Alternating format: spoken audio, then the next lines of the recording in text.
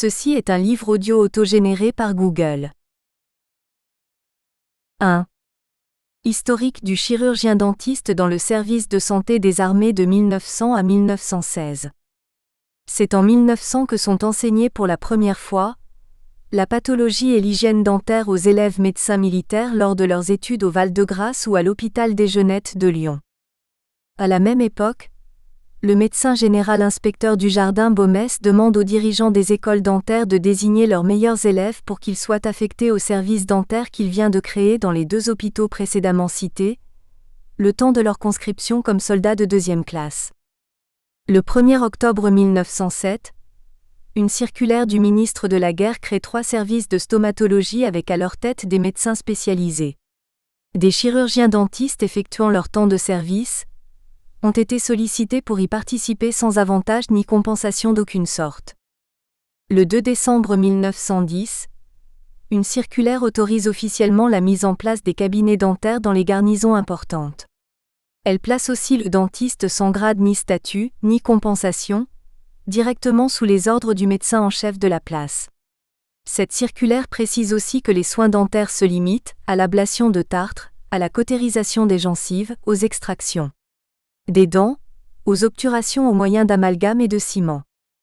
Dans une lettre du 5 mai 1913, un des fonctionnaires du service de santé répond à une pétition de la Fédération dentaire nationale, FDN, que le dentiste ne constituerait en cas de conflit que gêne et embarras.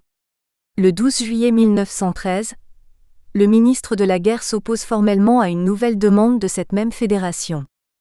Ainsi, au commencement de ce conflit, les dentistes se retrouvent en première ligne dans tous les corps d'armée et à tous les postes subalternes, artilleurs, zouaves, brancardiers. Ils payent un lourd tribut en ces premiers mois de guerre. Comme beaucoup d'autres, ces soldats se distinguent par leur bravoure, souvent au prix de leur vie. Jean-Pierre Melcion d'Arc, appartenant à un régiment de marche de zouaves, s'est fait tuer héroïquement le 13 novembre 1914 en repoussant une attaque allemande qui tentait de franchir un pont, bataille de l'Isère. Il est porté à l'ordre du régiment.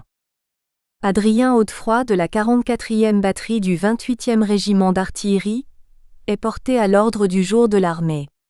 Sous un feu violent subi par sa pièce pendant 2 journées consécutives, il a réussi par son sang-froid à assurer à la fois le service de sa pièce et celui du téléphone, à communiquer sa confiance à ses hommes, et à contribuer ainsi à infliger aux objectifs des dégâts sérieux. Les 3 frères Lamoré sont tous décorés. Gaston, chirurgien dentiste bordelais, reçoit la médaille militaire, la croix de guerre avec palme et l'éloge suivant. Excellent soldat, d'un courage et d'un sang-froid remarquable, ayant un réel mépris du danger. Très grièvement blessé le 25 mai 1915, amputé du bras gauche. Après sa démobilisation, il continue d'exercer à Blaye en Gironde. Henri et René, tous 2 étudiants en chirurgie dentaire à Bordeaux, reçoivent la croix de guerre et sont cités à l'ordre de la division pour le premier et à l'ordre du régiment pour le second. Jusqu'au milieu de l'année 1916, 80 dentistes sont morts, 60 sont blessés et 60 sont cités et décorés. Au début de la guerre, dans l'infanterie coloniale, un service dentaire sommaire est mis en place. Il rend de grands services. De son côté, l'École dentaire de Paris, sous l'égide de la FDN et de quelques autres sociétés scientifiques, crée dans ses locaux ses propres infrastructures dès le commencement des hostilités. Le 15 octobre 1914, une circulaire ministérielle permet que les chirurgiens dentistes soient incorporés dans les sections d'infirmiers militaires afin d'y exercer leur métier pour les soins d'urgence aux combattants, mais toujours en tant que soldats. Dans certaines formations où les hasards du recrutement amènent un chirurgien dentiste, un étudiant ou un mécanicien dentaire, de véritables services se sont mis en place où l'extraction prédomine. Ces organisations sont en marge de la médecine militaire. De jeunes chirurgiens dentistes sont ainsi employés par des médecins militaires, qui les apprécient grandement. Ceux-ci peuvent travailler et évoluer en toute liberté, puisqu'aucune personne compétente n'est habilitée à les surveiller. Quant aux équipements, ils sont extrêmement rudimentaires et souvent fournis par le praticien lui-même. De rares tours dentaires et quelquefois une boîte de stomatologie numéro 6. Filderman témoigne. Quant à la boîte de stomatologie, en dehors du porte-fraises et des excavateurs presque tous inutilisables, elle n'est pas trop mal pourvue, surtout en ce qui concerne les jeux de Davier. Il est vrai que la première fois que j'utilise l'un des élévateurs, il se brise au cours de l'extraction. Mais un procès-verbal de casse est bien vite établi et le remplacement demandé ne nécessite que quelques mois. De même, dans l'odontologie du 30 mars 1915, l'anecdote suivante est relatée par M.D., dentiste mobilisé dans un régiment de réserve. Je suis au front depuis le 9 août. Le hasard a voulu que je sois brancardier dans mon régiment. J'ai été désigné comme ancien musicien plutôt qu'en raison de mon diplôme. Dès les premières semaines de campagne, j'ai vu beaucoup d'hommes souffrir des dents. Le bruit s'étant répandu qu'un dentiste était au régiment, beaucoup vinrent me trouver. N'ayant aucun instrument dentaire, et désolé de ne pouvoir rendre des services aussi faciles, je fis une visite à un confrère de S. Sa mère me remit quelques vieux instruments. Je reçus peu après, de mon excellent maître, le Dr Roy, d'autres instruments grâce auxquels j'ai rendu des services presque journellement. J'ai enlevé en moyenne une dent par jour pour causes diverses. J'ai ordonné souvent des comprimés d'aspirine pour cas de névralgie occasionnée par le froid, ou par une grippe récente. Après 6 mois, ma réputation est faite. J'ai une clientèle, dont je suis honorablement connu, et on vient me trouver. J'étais un brancardier de service avec ma compagnie à un poste avancé, près d'une barricade, à 200 mètres de l'ennemi. J'étais dans mon trou. Les balles passaient. On m'interpelle. Voudrais-tu m'enlever une dent ? Je souffre. Oui, mais je n'ai pas mes instruments, l'infirmerie est loin et la nuit tombe. Tes outils les voici, j'ai été les chercher. C'était vrai. Il avait fait plusieurs kilomètres pour aller chercher mes instruments, et était venu me trouver à ma compagnie. Et dans le soir tombant, je lui ai enlevé une prémolaire supérieure. Comme fauteuil, le talus de la route a été tout indiqué. J'ai mené l'opération à bien. Quand j'ai fini, la nuit commençait et les balles passaient toujours au-dessus de nos têtes. Quelquefois, c'est un infirmier qui extrait les dents douloureuses dans un cabinet dentaire improvisé pour l'occasion sur une brouette renversée, une chaise. Gémonique, dentiste mobilisé ayant sur lui son matériel, rapporte de nombreux cas au début de la campagne, où les avulsions dentaires furent opérées sur le bord des routes, la tête des patients, très décidés d'ailleurs, reposant sur le sol incliné du fossé. Le 10 novembre 1914, une seconde circulaire décrète l'ouverture de 3 centres de stomatologie et de prothèses maxillofaciales à Paris, Lyon et Bordeaux. Le 21 décembre 1914, un chirurgien dentiste prothésiste recruté dans les formations sanitaires ou les corps de troupes est affecté dans les hôpitaux d'évacuation. Il a pour mission d'appliquer des pansements spéciaux et des appareils provisoires de contention aux blessés atteints de mutilation de la face et des mâchoires. De plus, il est préconisé qu'à l'avant, des dentistes qualifiés puissent donner aux soldats les soins nécessités par des affections dentaires. La promesse leur est faite que satisfaction sera donnée aux demandes de matériel supplémentaire. Le 24 décembre 1914, une nouvelle circulaire autorise les directeurs régionaux du service de santé à faire appel aux concours bénévoles pour assurer le fonctionnement des cabinets dentaires de garnison, là où ils ne trouveront pas de dentistes mobilisés. Les blessures maxillofaciales sont si nombreuses que l'école dentaire de Paris qui a créé un comité de secours aux blessés de la face, le 5 août 1914, doit traiter 625 blessés entre le 5 septembre et le 30 décembre 1915. Du 15 juillet au 30 décembre 1915, 400 blessés sont soignés à l'hôpital Michelet de Vanves. Le 10 mars 1915, le journal officiel publie les décisions de la Commission supérieure consultative du service de santé. Un chirurgien dentiste est affecté dans chaque régiment au service dentaire.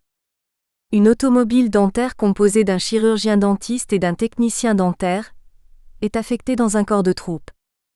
Les chirurgiens dentistes sans affectation font partie du contingent des infirmiers militaires.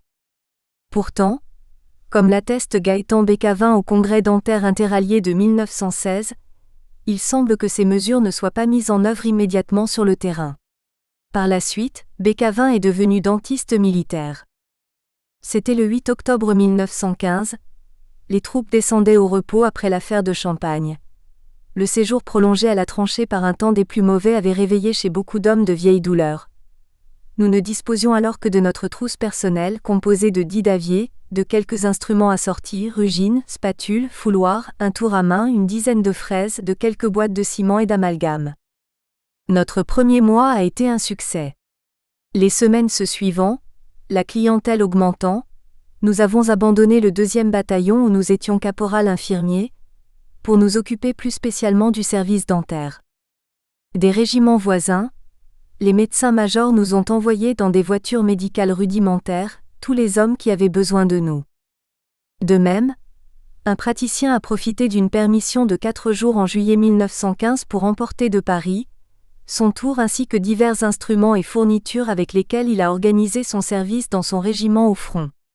Au mois d'août 1915, il a effectué 261 consultations, dont 91 extractions avec ou sans anesthésie, 138 pansements, 50 obturations, 8 parages canalaires, 10 nettoyages, 2 traitements de gingivite, 3 cautérisations, 5 réparations d'appareils et 3 scellements de couronne. Un autre, caporal infirmier à la 24e section d'infirmiers militaires, affirme avoir soigné 300 hommes environ.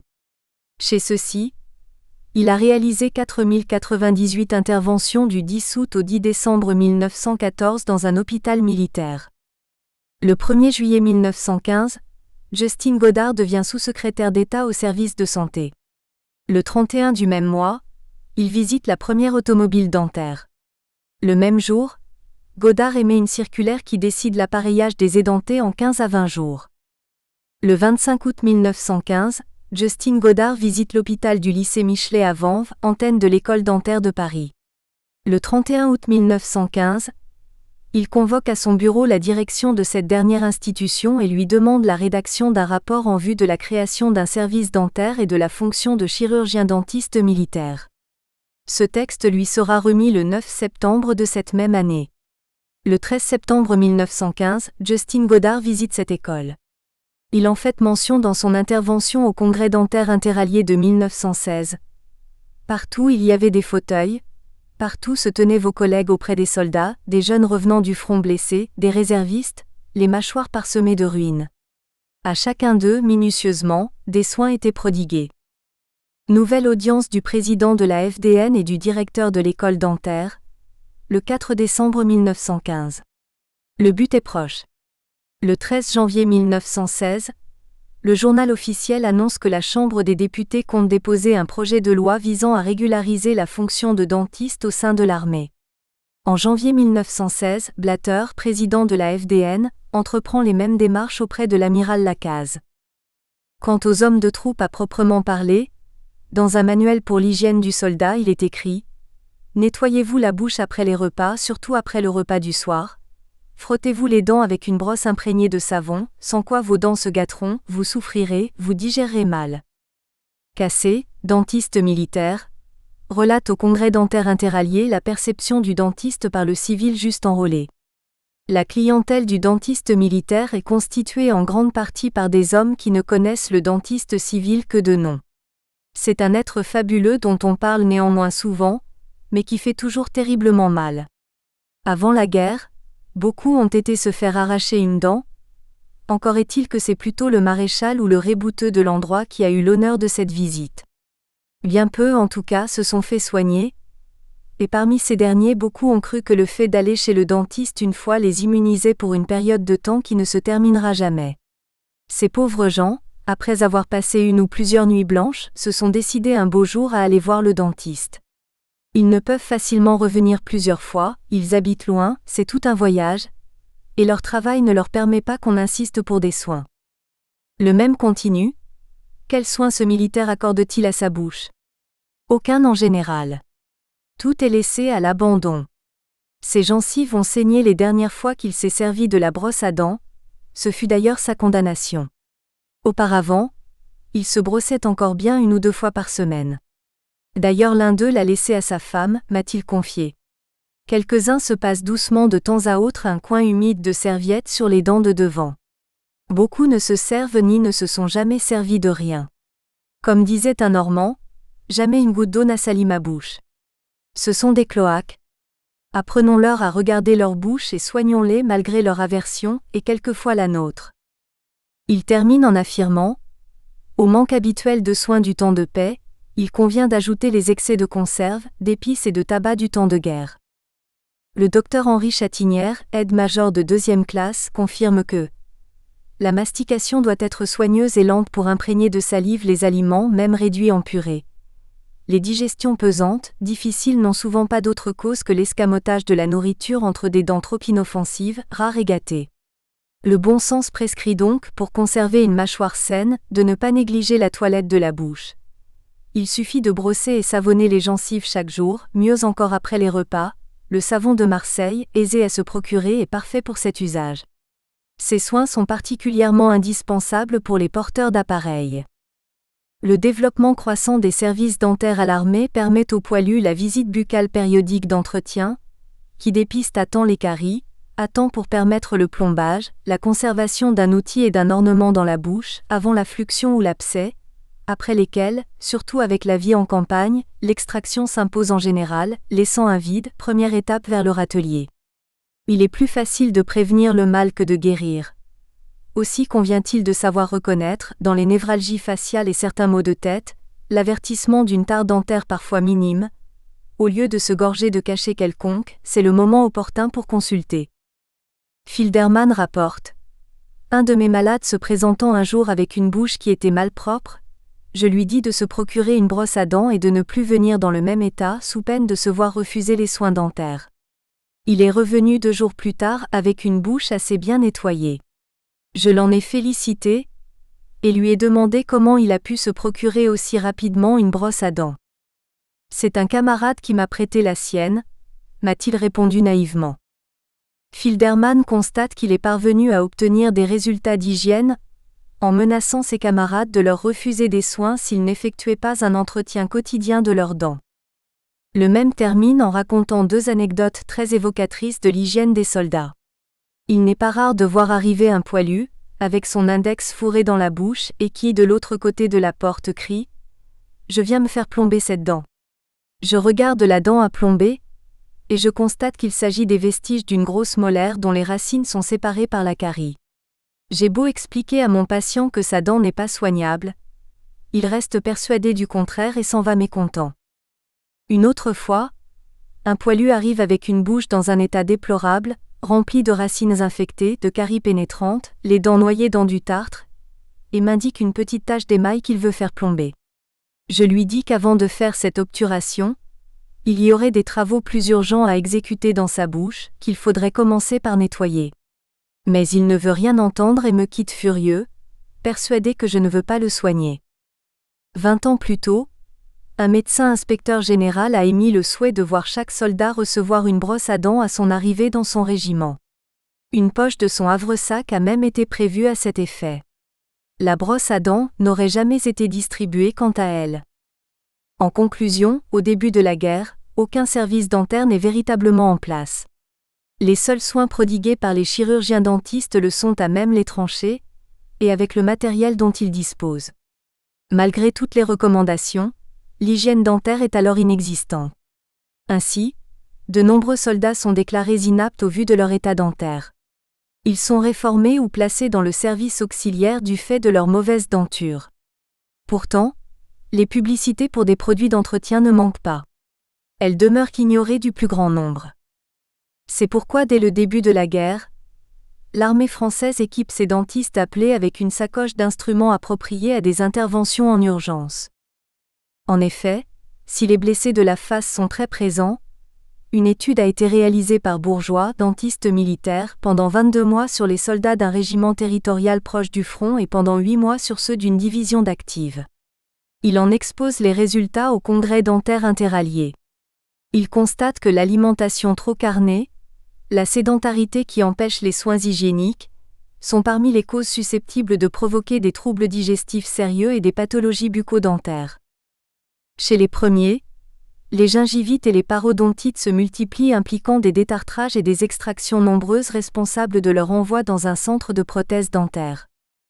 Chez les seconds, jeunes gens de 20 à 30 ans, une recrudescence des caries à évolution rapide est constatée générant des poulpites, des abcès dentaires invalidants.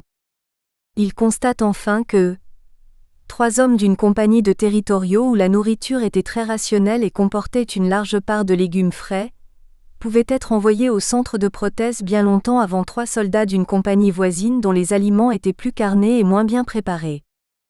Bourgeois sous-entend qu'un régime alimentaire équilibré influe de manière incontestable sur les temps de cicatrisation post-extractionnelle. Dans les deux cas, les plus âgés le plus souvent appareillés, lorsque les prothèses sont altérées ou brisées, encombrent les hôpitaux pour des problèmes gastro-intestinaux. De plus, l'absence, même temporaire, d'un appareil est source de troubles phonétiques qui posent de sérieux problèmes pour le commandement des officiers notamment. Sacoche d'instruments d'urgence pour les dentistes français sur le front. L'absence de suivi dentaire au début du conflit est corroborée par une correspondance entre Alain Fournier, l'auteur du Grand Maulne, et sa sœur Isabelle. Ainsi, le 17 mai 1909, il écrit « De Tarbes où je viens de faire plomber ma 10e dent, total 50 F. Je donnerai dès demain de plus amples détails. » Sur son odontogramme post-mortem, 13 caries sont relevées au maxillaire pour un total de 10 dents soignées. Il a été également retrouvé un tartre abondant derrière ses incisives. Ceci atteste qu'entre 1909 et le 22 septembre 1914, date où le lieutenant Alain Fournier disparaît avec un détachement d'une vingtaine de soldats et d'officiers du 288e régiment d'infanterie, sur les Hauts-de-Meuse, au sud de Verdun, l'écrivain n'a pas reçu de soins dentaires et est parti en mission avec une cavité buccale qui comportait quelques défaillances. Brosse à dents de poilu. 2. Le rôle des dentistes civils. Suite à la fermeture, le 4 août 1914, du service de prothèse du Val-de-Grâce pour cause de mobilisation du personnel, dès le 5 août, la Société de l'École et du Dispensaire de Paris décide la création d'un comité de secours aux blessés des maxillaires et de la face. Ce comité est composé des membres non mobilisés du corps enseignant de l'école et des membres des sociétés professionnelles qui ont répondu à l'appel lancé à tous les dentistes français. Les premiers blessés arrivent le 9 septembre 1914 à l'école dentaire de Paris. Le comité créé le 2 mars 1915 lance aussitôt une souscription publique pour financer les frais générés par leurs soins. Tous les groupements professionnels adhèrent aussitôt et grâce à elle, c'est de l'argent du monde entier qui a afflué pendant toute la guerre. Nous espérons que vous avez apprécié cet aperçu. Pour continuer à écouter ce livre audio sur Google Play Livres, utilisez le lien dans la description de la vidéo.